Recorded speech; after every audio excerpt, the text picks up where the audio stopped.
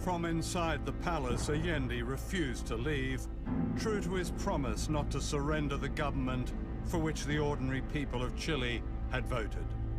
He broadcast this last message, then he shot himself. Trabajadores de mi patria, tengo fe en Chile y su destino. Sigan ustedes sabiendo que mucho más temprano que tarde, de nuevo, abrirán las grandes alamedas por donde pase el hombre libre para construir una sociedad mejor. ¡Viva Chile! ¡Viva el pueblo! ¡Vivan los trabajadores!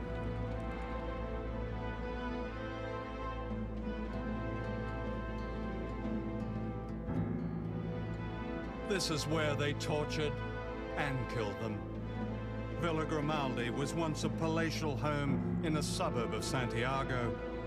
Under Pinochet, it became a place of horror. Sarah DeWitt, then a student activist, was a survivor. In a strange wooden tower like this, in spaces the size of a dog's kennel, people were tortured to death.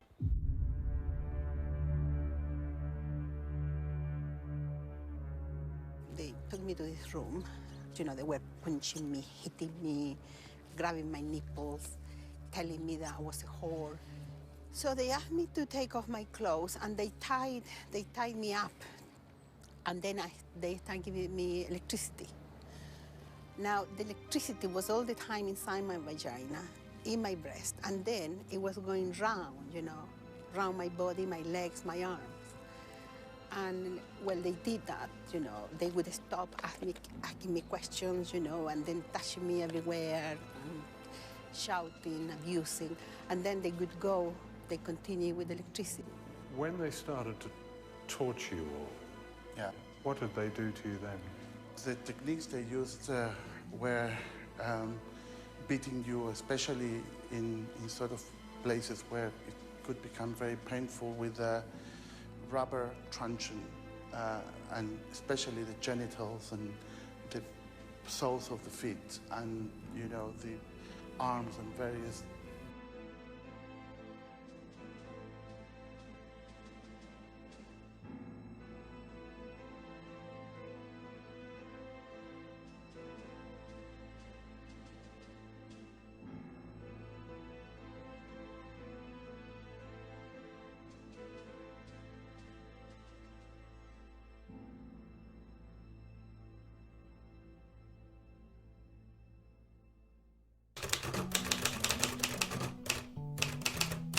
You know, people come up to me all the time and they say, you can't be the person who's written all these things, who has had 4 generations of exile, his grandfather, his father, yourself, and your children, and you can't be the person who's seen terrors and has survived coups and has changed more countries than other people change their shoes or their neckties. You can't be somebody who has survived death and who's gone back to his country and been betrayed. You can't be that person. You can't be so full of joy and so full of hope. And the truth is, yes, I can be. And I can be, I think, fundamentally. Because I had a moment in time, I lived through a revolution of absolute hope and absolute joy. Everybody was changing the world and changing themselves. And there's just nothing like it. To watch illiterate peasants feel that they can be the owners of the land, to watch workers feel that they can be the owners of the factory where they work, to watch intellectuals like myself feel that they can be the owners of the imagination and of the mass media and of the whole country air and of the words, there's just nothing like it.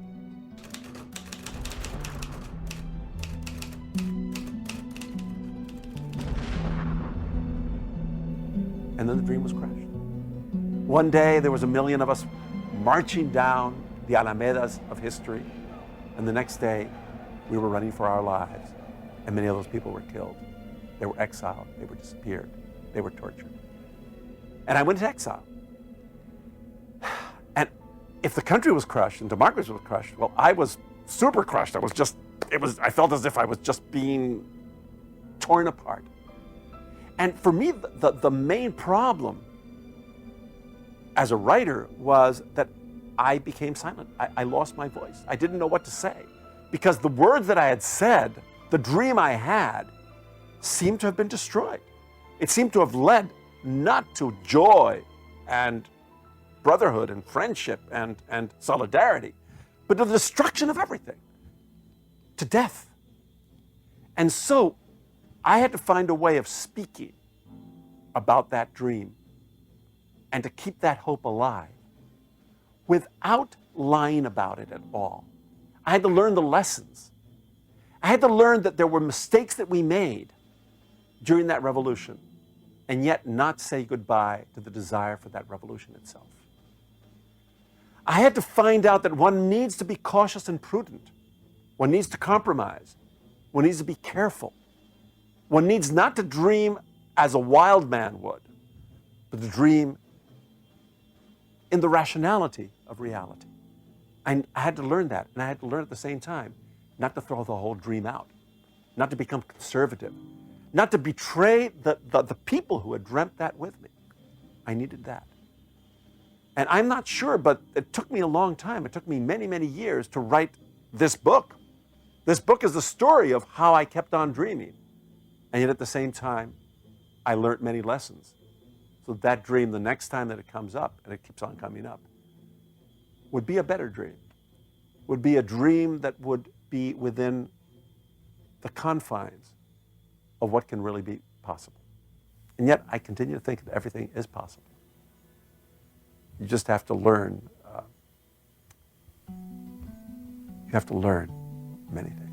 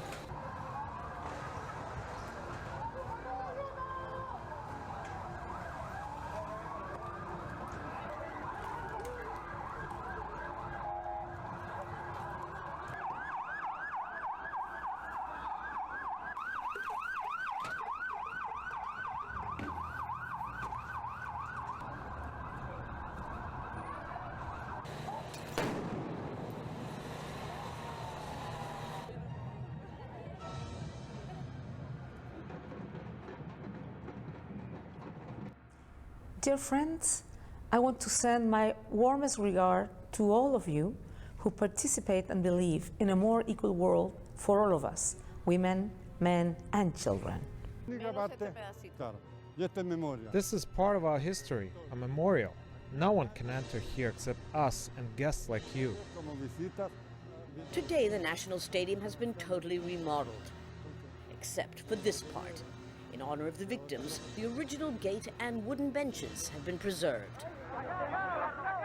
The place where political prisoners were sometimes allowed to get fresh air. But Manuel Mendes is still haunted by his experience. We carry a heavy load of memories, feelings of bitterness, sadness, and humiliation.